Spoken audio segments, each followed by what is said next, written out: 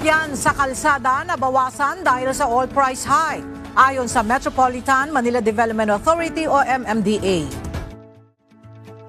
Tigil pasada ipinatutupad ng grupong Piston ngayong araw. Libreng sakay ng MMDA at DOTR naka-standby sa iba't ibang lugar sa National Capital Region.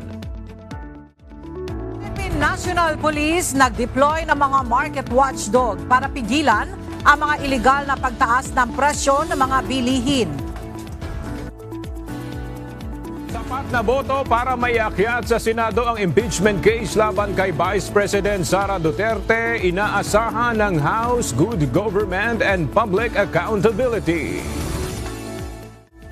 Testimonya ng witness laban sa siyam na opisyal ng DPWH-4B na kapwa-akusado ni Zaldico ayaw tanggapin ng depensa.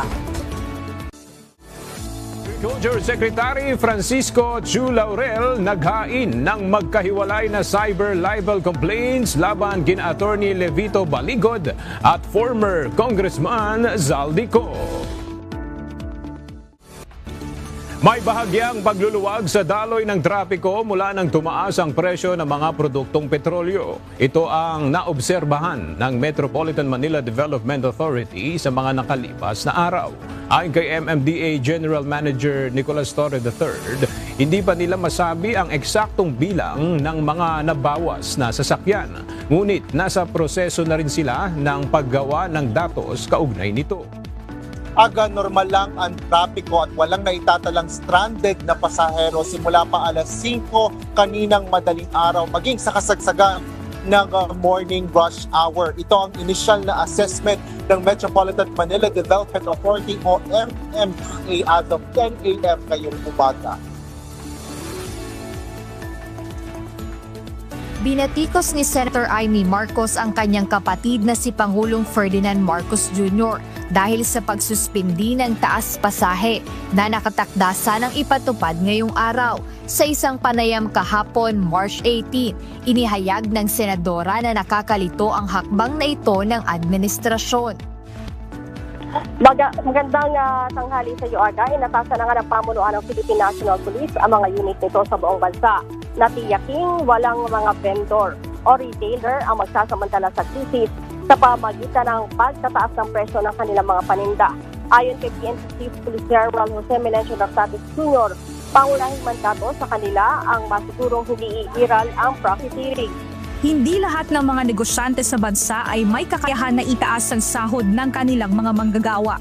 Ito ang iginiit ng Employers Confederation of the Philippines o ECO, bunsod ng hiling ng labor group na Trade Union Congress of the Philippines o TUCP na madaliin na ang 200 pisong aumento sa sahod. Lalo pa ngayon na labis na ang itinaas ng presyo ng langis at inaasahan na magkakaroon pa ng domino effect sa presyo ng mga bilihin.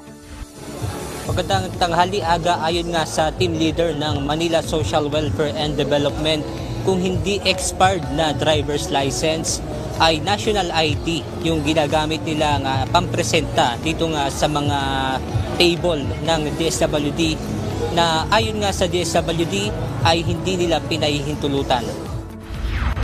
Umapela na si House Speaker at Isabela 6th District Representative Faustino Boji D. III sa Department of Budget and Management o DBM na gawin ang trabaho nito at bilis-bilisan ang pagkilos.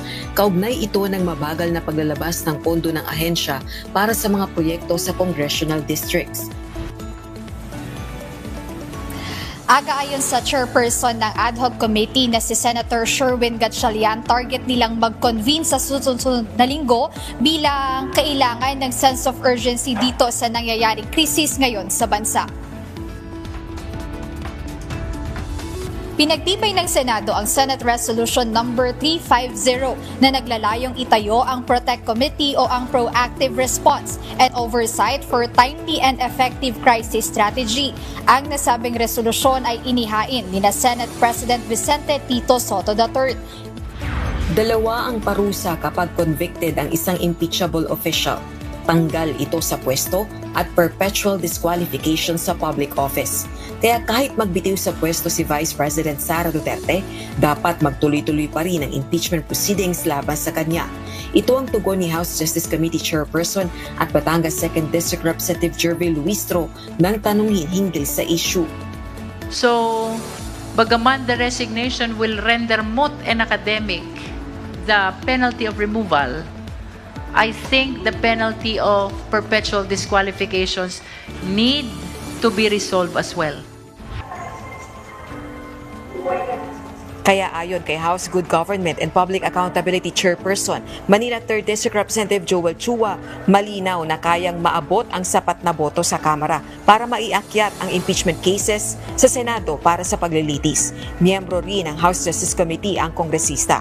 Gate naman ito, walang minamadali dahil dumadaan naman ito sa proseso.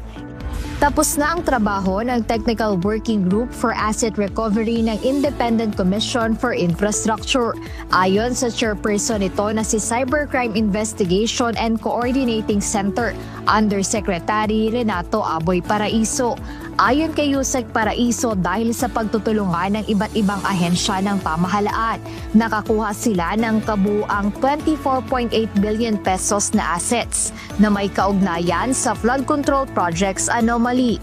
So kahapon po nag-meet at nag-adjourn kami indefinitely. Nagpaalam na ho si Justice Andy Reyes sa Technical Working Group at nagbigay ng report sa amin.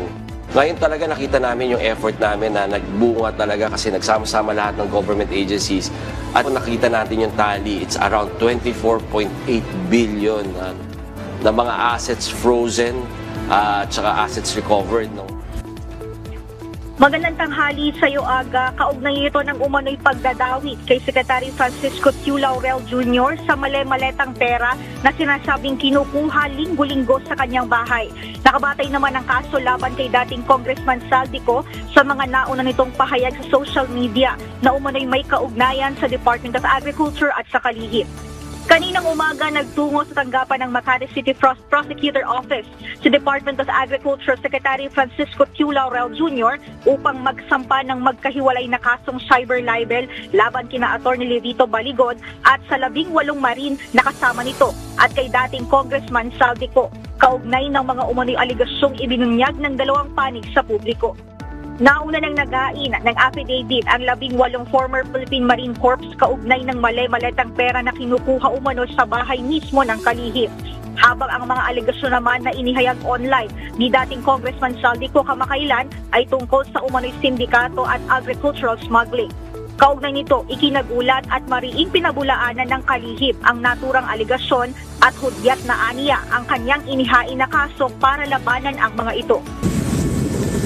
Inarangan ng barko ng Chinese Coast Guard na ito ang bangka ng mga Pilipinong mangingisda sa may Baho de Masinloc noong Martes, March 17. Ayon sa mga Pilipinong mangingisda, nagsagawa ng dangerous maneuver ang 3 barko ng Chinese Coast Guard kung saan sumali pa ang 3 malalaking maritime militia vessel ng mga ito. Bukod dito, paulit-ulit rin na pinapatunog ng mga barko ng China ang kanilang sirena at nagbaba pa ng rigid hulled inflatable boats o RIB para itaboy ang mga Pilipinong mangingisda sa lugar. Agad namang rumisponde ang Philippine Coast Guard at ang Bureau of Fisheries and Aquatic Resources kung saan nagpadala ang mga ito ng barko sa lugar para alalayan ang mga Pilipinong mangingisda. Agad dito sa Iloilo, umaabot na ngayon mula 80 pesos hanggang 110 pesos ang presyo ng kada litro ng gasolina.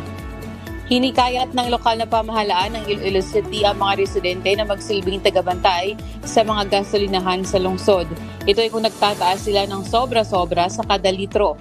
Ayon sa DOE, ang mga oil company ay maaaring magtaas ng diesel mula 20.40 pesos hanggang 23.90 pesos kada litro ngayong linggo. Habang ang mga gasolina naman ay mula 12.90 pesos hanggang 16.60 pesos simula noong Martes. Isang matinding pag-atake ang isinagawa ng Iran sa Ras Laffan Facility, ang pinakamalaking gas hub sa buong mundo na matatagpuan sa Qatar. Ayon sa Qatar Energy, nagdulot ng malawak na pinsala ang mga missile strike sa pasilidad na nasa hilagang bahagi ng bansa. Lumikha rin ito ng sunog na tanaw mula sa hanggang 30 kilometrong layo. Kinundina ng Ministry of Foreign Affairs ng Qatar ang tinawag nitong brutal Iranian attack na direktang banta sa pambansang seguridad.